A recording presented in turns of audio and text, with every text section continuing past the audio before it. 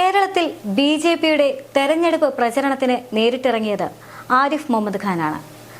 അതിനുശേഷമായിരുന്നു പ്രധാനമന്ത്രി നരേന്ദ്രമോദി കേരള സന്ദർശനം നടത്തിയത്. ഇപ്പോൾ നാളെ കെ സുരേന്ദ്രൻ കേരള പദയാത്രയെ കൂടി ആരംഭിക്കുകയാണ്. യഥാർത്ഥത്തിൽ എന്തായിരുന്നു ബി.ജെ.പിയുടെ പ്രചരണ തന്ത്രം? കേരളത്തെ സംബന്ധിച്ചിടത്തോളം ബി.ജെ.പി 18 അടവുകളും പയറ്റി തോൽവി സമ്മതിച്ചിരിക്കുന്ന സാഹചര്യമാണ്. ഈ രാഷ്ട്രീയ സാഹചര്യത്തിൽ യഥാർത്ഥത്തിൽ ബി.ജെ.പി ഇറക്കിയ പ്രചരണ തന്ത്രം എന്തായിരുന്നു എന്നുള്ളതാണ്. ഒറ്റനോട്ടത്തിൽ അത് പ്രധാനമന്ത്രി നരേന്ദ്രമോദിയുടെ നാരീശക്തിയാണെന്ന് തോന്നും. മറ്റൊരർത്ഥത്തിൽ നോക്കിക്കഴിഞ്ഞാൽ അത് ക്രൈസ്തവ വോട്ട് ശേഖരണമാണെന്ന് തോന്നും. പക്ഷേ യഥാർത്ഥത്തിൽ എന്തായിരുന്നു ബി.ജെ.പിയുടെ ആ പ്രചരണ തന്ത്രം എന്നുള്ള ചോദ്യത്തിന് ഒറ്റുത്തരമേ ഉള്ളൂ. അത് ആരിഫ് മുഹമ്മദ് ഖാൻ നേടിയെടുത്ത ഭരണവിരുദ്ധ വികാരം എന്നുള്ളത് തന്നെയാണ്. യഥാർത്ഥത്തിൽ കേരളത്തെ സംബന്ധിച്ചിടത്തോളം ആരിഫ് മുഹമ്മദ് ഖാനെ പോലെ മറ്റ് ആർക്കും ഒരർത്ഥത്തിൽ പ്രതിപക്ഷത്തിന് പോലും ഇത്ര വലിയ രീതിയിൽ ഭരണവിരുദ്ധ വികാരം ഉണ്ടാക്കിയെടുക്കാൻ സാധിച്ചിട്ടില്ല എന്ന് തന്നെ പറയാം. സർക്കാർ ഗവർണർ പോരെ എന്ന പേരിൽ കാലങ്ങളായി സർക്കാരും ഗവർണറും തമ്മിൽ ഏറ്റുമുട്ടിക്കൊണ്ടിരിക്കുകയാണ്. ഗവർണർക്കെതിരെ പടപൊരുതാൻ കിട്ടുന്ന ഒരവസരം പോലും സർക്കാർ കളയാറില്ല. നേരെ തിരിച്ച് സർക്കാരിന് മറുപടി നൽകാൻ കിട്ടുന്ന ഒരവസരവും ഗവർണറും പാഴാക്കാറില്ല. കിട്ടുന്ന വേദികളിലെല്ലാം തന്നെ ഗവർണർ സർക്കാരിന് എതിരെ സംസാരിച്ചു. സർക്കാരിന്റെ ബില്ലുകൾ ഹോൾഡ് ചെയ്തു വെച്ചുകൊണ്ട് തന്നെ എപ്പോഴും സർക്കാരിനെ പ്രതികൂട്ടിലാക്കുന്നതായിരുന്നു ഗവർണറുടെ നിലപാട്. ഇന്ന് പോലും റിപ്പബ്ലിക് ദിനത്തോട് അനുബന്ധിച്ച് അദ്ദേഹം സംസാരിച്ച സമയത്ത് അദ്ദേഹത്തിന്റെ പ്രസംഗത്തിൽ അദ്ദേഹം വ്യക്തമായി തന്നെ വിദ്യാഭ്യാസ മേഖലയെക്കുറിച്ച് പറയുകയുണ്ടായിരുന്നു. SFI എന്ന സംഘടന ഗവർണർക്ക് നേരെ തുടരുന്ന പ്രതിഷേധങ്ങൾക്കുള്ള മറുപടിയായിരുന്നു അദ്ദേഹത്തിന്റെ ആ പ്രതിഷേധം എന്ന് പറയുന്നത്. അദ്ദേഹം പറഞ്ഞിട്ടുണ്ടായിരുന്നത് വയലൻസും ആക്രമണങ്ങളെല്ലാം തന്നെ ഡെമോക്രസിയെ താഴെത്തട്ടിലേക്ക് എത്തിക്കുന്നു എന്നുള്ളതാണ്. അത് വിദ്യാഭ്യാസ മേഖലയെ സംബന്ധിച്ചിടത്തോളം അക്കാര്യത്തിൽ പൂർണ്ണ ശ്രദ്ധ വേണമെന്നെല്ലാം തന്നെ അദ്ദേഹം പറയുന്നുണ്ട്. അപ്പോൾ സ്വാഭാവികമായിട്ടും വി ശിവൻകുട്ടി അതിനെ എതിർക്കുന്നുണ്ട്. വി ശിവൻകുട്ടി ഗവർണർക്ക് ധിക്കാരമാണെന്ന് പറയുന്നുണ്ട്, അഹങ്കാരമാണെന്ന് പറയുന്നുണ്ട്, RSS നിലപാടാണെന്നെല്ലാം തന്നെ അദ്ദേഹവും എതിർക്കുന്നുണ്ട്.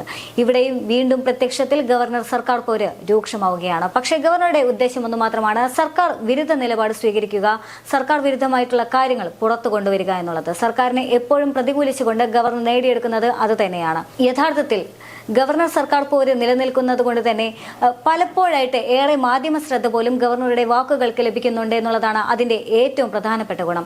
അതായത് ഒരുപക്ഷെ ബി.ജെ.പിയുടെ സംസ്ഥാന അധ്യക്ഷനായിട്ടുള്ള കെ സുരേന്ദ്രന് പോലും ലഭിക്കാത്ത അത്ര ഒരു മൈലേജ് ഗവർണർക്ക് ലഭിക്കുന്നുണ്ട്. ഗവർണറുടെ ഒരു വാക്കിന് ജനങ്ങൾ അത്ര കണ്ട് കാതോർത്തിരിക്കുകയാണ്. അത് ഈ സർക്കാർ ഗവർണർ പോര് നിലനിൽക്കുന്ന സാഹചര്യത്തിലാണ്. ഗവർണറെ സംബന്ധിച്ചുകൊണ്ട് ഗവർണർക്ക് അത് കൃത്യമായി തന്നെ ഉപയോഗപ്പെടുത്താനായിട്ട് സാധിക്കുന്നുണ്ട്. മാത്രമല്ല ബി.ജെ.പി ഗവർണർക്കെതിരെ വരുന്ന വിമർശനങ്ങളാണെങ്കിൽ പോലും സ്വാഭാവികമായിട്ടും രാഷ്ട്രീയത്തിൽ ഒരു ചൊല്ലുണ്ട്. രാഷ്ട്രീയത്തിൽ നമ്മൾക്ക് എതിരെ വരുന്ന കുപ്രസിദ്ധിയാണെങ്കിലും തെരഞ്ഞെടുപ്പ് കാലഘട്ടത്തിൽ അതെല്ലാം തന്നെ നമ്മളെ പ്രസിദ്ധിയിലെത്തിക്കുമെന്നുള്ളത് അതേ തന്ത്രം തന്നെയാണ് ഗവർണറെ സംബന്ധിച്ചിടത്തോളം. അല്ലെങ്കിൽ ഈ ഒരു സർക്കാർ ഗവർണർ പോരെ എന്നുള്ള തലത്തിൽ നോക്കുമ്പോൾ അതേ ഒരു നിലപാട് അല്ലെങ്കിൽ അതേ ഒരു രീതി തന്നെയാണ് ഇവിടെയും പ്രകടമാകുന്നത്. ഇവിടെ സ്വാഭാവികമായിട്ടും കേന്ദ്ര സർക്കാരിന്റെ പേര് എപ്പോഴും മുഴങ്ങി കേൾക്കുകയാണ്. കേന്ദ്ര സർക്കാരിന്റെ പേരെന്ന് പറയുമ്പോൾ നരേന്ദ്രമോദി, ബി.ജെ.പി അഥവാ അമിത്ഷാ തുടങ്ങിയ പേരുകൾ തന്നെയാണ് എപ്പോഴും മുഴങ്ങി കേൾക്കുന്നത്. ഗവർണറെ പറ്റി മോശം പറയാനാണെങ്കിലും ഗവർണറെ വിമർശിക്കാനാണെങ്കിലും ഗവർണർക്ക് എതിരെ സംസാരിക്കുന്ന എല്ലാ സമയത്തും മാധ്യമങ്ങളും അതുപോലെ തന്നെ കേരള സർക്കാരും സ്വീകരിക്കുന്ന വാക്കുകൾ എന്ന് പറയുന്നത് കേന്ദ്ര സർക്കാരിന്റെ നിലപാട്, ബി.ജെ.പി സർക്കാരിന്റെ നിലപാട് എന്നാണ്. ഈ കേന്ദ്ര സർക്കാർ, ബി.ജെ.പി സർക്കാർ എന്നുള്ള ഒരു ഇമേജ് കൊണ്ടുവരാനായിട്ട് അത്തരം ഒരു വാക്കുകളെ വളരെ വലിയ രീതിയിൽ ബൂസ്റ്റ് ചെയ്യാനായിട്ട് അത് വളരെയധികം സാധിച്ചിട്ടുണ്ട് എന്നുള്ളത് തന്നെയാണ്. അത്തരത്തിലൊരു മാധ്യമ ശ്രദ്ധ ബി.ജെ.പി സർക്കാരിന് കേരളത്തിൽ ഉണ്ട് എന്നുള്ളത് തന്നെയാണ്. പക്ഷെ അതെല്ലാം തന്നെ ഒരർത്ഥത്തിൽ വിരുദ്ധമായിട്ട് വരുന്നുണ്ടെങ്കിൽ തന്നെ അത് തെരഞ്ഞെടുപ്പ് കാലഘട്ടത്തിൽ അവയെല്ലാം തന്നെ നല്ല രീതിയിൽ തന്നെ പ്രതിഫലിക്കും എന്നുള്ളതാണ് അതിന്റെ ഏറ്റവും പ്രധാനപ്പെട്ട ഒരു ഘടകമായിട്ട് കാണേണ്ടത്. അത്തരത്തിൽ ഒരു നേട്ടം ഉണ്ടാക്കിയെടുക്കാൻ ഗവർണർക്ക് സാധിക്കുന്നുണ്ട് എന്നുള്ളതാണ്. രണ്ടാമതായിട്ടാണ് ഇപ്പോൾ കെ സുരേന്ദ്രൻ നയിക്കുന്ന കേരള പദയാത്ര വരുന്നത്. കേരള പദയാത്ര നാളെ തന്നെ ആരംഭിക്കാനിരിക്കുകയാണ്. ഒരു മാസം നീണ്ടു നിൽക്കുന്ന യാത്രയ്ക്കാണ് സുരേന്ദ്രൻ തുടക്കമിടാൻ പോകുന്നത്. ജനുവരി 27 മുതൽ ഫെബ്രുവരി 27 വരെ. സ്വാഭാവികമായിട്ടും പദയാത്രകളെല്ലാം തന്നെ കാസർഗോഡ് നിന്ന് തുടങ്ങി തിരുവനന്തപുരത്ത് അവസാനിക്കുകയാണ് പതിവ്. പക്ഷേ ഇത്തവണ അങ്ങനെയല്ല. കാസർഗോഡ് നിന്ന് തുടങ്ങുന്നു, തിരുവനന്തപുരത്ത് അവസാനിക്കുന്നില്ല, അവിടെ നിന്ന് പാലക്കാട് എത്തിയാണ് അത് അവസാനിക്കുന്നത് എന്നുള്ളൊരു സവിശേഷത കൂടി ഇത്തവണത്തെ സുരേന്ദ്രന്റെ പദയാത്രയ്ക്കുണ്ട് എന്നുള്ളതാണ്. മറ്റൊരു കാര്യം തന്നെയായിരുന്നു അവരുടെ ക്രൈസ്തവ വോട്ടിന്റെ ഒരു ധ്രുവീകരണം എന്ന് പറയുന്നത്. പക്ഷെ അത് അക്ഷരാർത്ഥത്തിൽ പാളിപ്പോയി എന്നുള്ളതാണ് ഇപ്പോഴത്തെ ദീപിക പത്രങ്ങളെല്ലാം തന്നെ വിളിച്ചു പറയുന്നത്. ഒരു ദിവസം പോലുമില്ല ദീപിക ബി.ജെ.പിയുടെ കപടമുഖം വെളിച്ചത്ത് കൊണ്ടുവരാത്ത ആർട്ടിക്കിളുകളോ അല്ലെങ്കിൽ ലേഖനങ്ങളോ ഒന്നുമില്ലാത്ത ഒരു ദിവസം പോലും ദീപികയ്ക്കില്ല എന്ന് വേണം പറയാനായിട്ട്. ബി.ജെ.പി നടത്തിയ വിരുന്ന് സൽക്കാരങ്ങളാണെങ്കിലും ബി.ജെ.പി നടത്തിയ ഭവന സന്ദർശനങ്ങളാണെങ്കിലും അത്തരത്തിലുള്ള കേക്കും വീഞ്ഞും എല്ലാം തന്നെ പാഴായിപ്പോയ അവസ്ഥയാണ് ഇപ്പോഴുള്ളത്. എന്തിനേറെ പറഞ്ഞത് സാക്ഷാൽ സുരേഷ് ഗോപി പോലും തൃശ്ശൂരിൽ ലൂർദ് പള്ളിയിൽ നേരിട്ടെത്തി കിരീടം സമർപ്പിച്ച ചടങ്ങുകളെല്ലാം തന്നെ നമ്മൾ കണ്ടതാണ്. പക്ഷേ അത്തരമുള്ള കാര്യങ്ങൾ കൊണ്ടൊന്നും തന്നെ കേരളത്തിലെ ക്രൈസ്തവരെ ഒരുമിപ്പിക്കാനായിട്ട് സാധിച്ചില്ല. ക്രൈസ്തവർക്ക് കൃത്യമായി തന്നെ BJPയുടെ പൊളിറ്റിക്സ് മനസ്സിലായി എന്നുള്ളതാണ്. അവർ അത് പൂർവാധികം ശക്തിയോടെ മണിപ്പൂരിനെ സാക്ഷി നിർത്തിക്കൊണ്ട് തന്നെ അവർ തിരിച്ചടിച്ചു എന്നുള്ളത് തന്നെയാണ് അക്കാര്യത്തിൽ ഒരു യാഥാർത്ഥ്യം എന്ന് പറയുന്നത്. മറ്റൊരു കാര്യം, പ്രധാനമന്ത്രി നരേന്ദ്രമോദി നടത്തിയ കേരള സന്ദർശനമാണ്. പ്രധാനമന്ത്രി നരേന്ദ്രമോദി കേരള സന്ദർശനം നടത്തിയതിൽ വ്യക്തമായ ലക്ഷ്യമുണ്ടായിരുന്നു. പ്രധാനമന്ത്രി നരേന്ദ്രമോദി കേരളത്തിലെത്തിയത് തൃശ്ശൂർ എന്ന ജില്ലയിലാണ്. തൃശ്ശൂർ എന്ന് പറയുന്ന സാംസ്കാരിക നഗരിയാണ്, പൂരങ്ങളുടെ സ്ഥലമാണ്. പൂരങ്ങളുടെ സ്ഥലം എന്ന് പറയുമ്പോൾ അത്രയധികം ഹൈന്ദവ ദേവാലയങ്ങളുള്ള സ്ഥലമാണ് എന്നുള്ളതാണ് തൃശ്ശൂരിന്റെ സവിശേഷത. ആ തൃശ്ശൂരിന്റെ മണ്ണിലേക്കാണ്, വടക്കുന്നാഥിന്റെ മണ്ണിലേക്കാണ്, തേക്കുംകാട് മൈതാനത്തേക്കാണ് പ്രധാനമന്ത്രി നരേന്ദ്രമോദി എത്തിച്ചേർന്നിട്ടുണ്ടായിരുന്നത്. അവിടെ BJP നടപ്പിലാക്കിയ പൊളിറ്റിക്സ് എന്ന് പറയുന്നത് നാരീശക്തി എന്നതാണ്.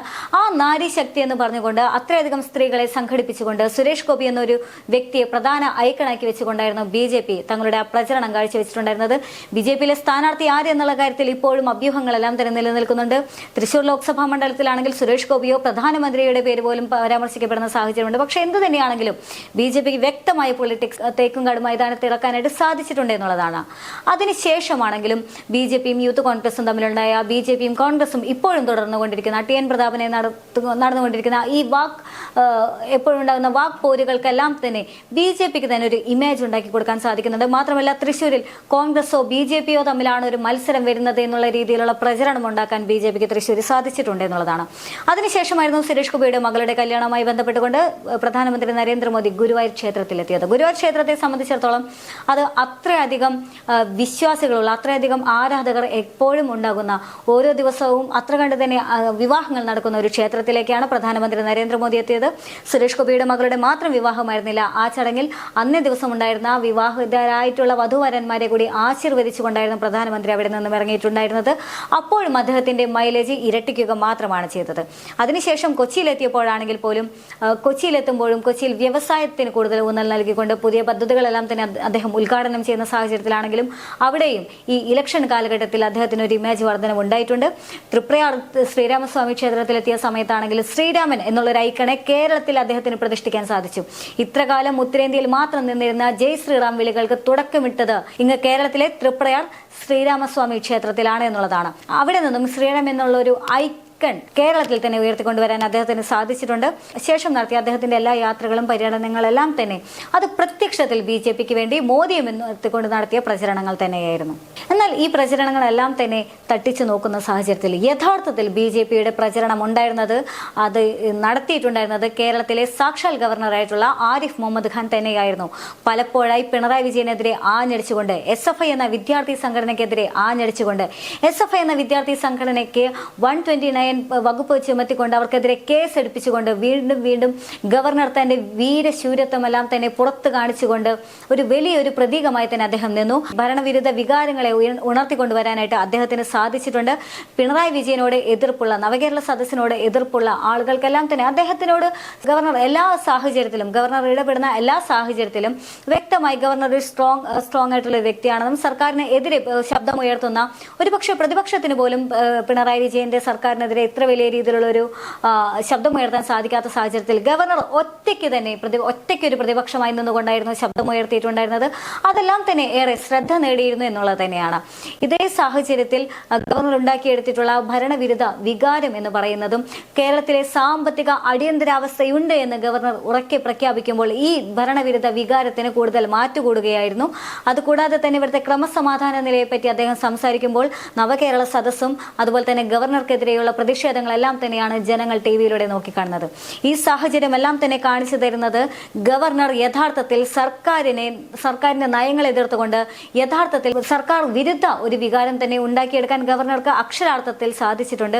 അപ്പോൾ യഥാർത്ഥത്തിൽ കേരളത്തിലെ ഈ സാഹചര്യത്തിൽ, അതായത് ലോക്സഭാ തെരഞ്ഞെടുപ്പ് ഏപ്രിൽ 16 നടക്കുമോ ഇല്ലയോ എന്ന് പോലും തീരുമാനമാകാത്ത ഏതാനും എണ്ണപ്പെട്ട ദിവസങ്ങൾ മാത്രമുള്ള ഈ സാഹചര്യത്തിൽ യഥാർത്ഥത്തിൽ കേരളത്തിലെ BJPയുടെ പ്രധാന പ്രചരണ തന്ത്രം എന്ന് പറയുന്നത് അത് ഗവർണറായിട്ടുള്ള ആരിഫ് മുഹമ്മദ് ഖാൻ തന്നെയായിരുന്നു.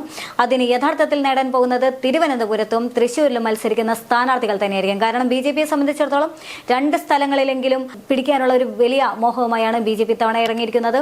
ഒന്ന് പ്രധാനമായും തിരുവനന്തപുരമാണ്, മറ്റത് സ്വാഭാവികമായും തൃശ്ശൂർ തന്നെയാണ്. തൃശ്ശൂരിൽ ഏറെക്കുറെ സുരേഷ് ഗോപിയാണ് എന്നുള്ള തലത്തിൽ സുരേഷ് ഗോപി തന്നെ അത്തരത്തിലുള്ള ചില പ്രവർത്തനങ്ങളെല്ലാം തന്നെ ഏർപ്പെട്ടിട്ടുണ്ട്. ചുവരെഴുത്തുകളെല്ലാം തന്നെ സ്വാഭാവികം എന്നോണം കണ്ടു തുടങ്ങി കഴിഞ്ഞിരിക്കുന്നു. പക്ഷേ തിരുവനന്തപുരത്തെ കാര്യം ഇപ്പോഴും സംശയത്തിൽ തന്നെ നിലനിൽക്കുകയാണ്. എന്ന് തന്നെയാണെങ്കിലും തിരുവനന്തപുരവും തൃശ്ശൂരും BJPയുടെ കൈകളിലുള്ള 2 സ്ഥലങ്ങളാണ്. ഈ സ്ഥലങ്ങൾ പിടിക്കാനായിട്ട് ഒരുപക്ഷെ ഗവർണർക്ക് ഏറ്റവും സ്വാധീനമുള്ള മേഖല എന്നുള്ള നിലയിൽ അത് തിരുവനന്തപുരത്തെ ഏറെ പ്രകടമാകാനുള്ള സാധ്യതയുണ്ട് എന്നുള്ളതും ഒരു പ്രധാനപ്പെട്ട ഘടകം തന്നെയാണ്. പക്ഷെ അതേസമയം തന്നെ മോദി തൃശ്ശൂരിലുണ്ടാക്കിയ ഓളവും ഒട്ടും ചെറുതല്ല എന്ന് തന്നെ പറയേണ്ടി വരും. എന്ന് തന്നെയാണെങ്കിലും BJPക്ക് ഇപ്പോൾ ഈ ലോക്സഭാ തെരഞ്ഞെടുപ്പിൽ ഈ ഇത്രയും വലിയ പ്രകമ്പനങ്ങളുടെ എല്ലാം തന്നെ ഗുണം ലഭിക്കാതിരിക്കില്ല എന്നുള്ളത് തന്നെയാണ് പ്രഥമ ദൃഷ്ട്യാ തന്നെ മനസ്സിലാക്കാൻ സാധിക്കുന്നത്.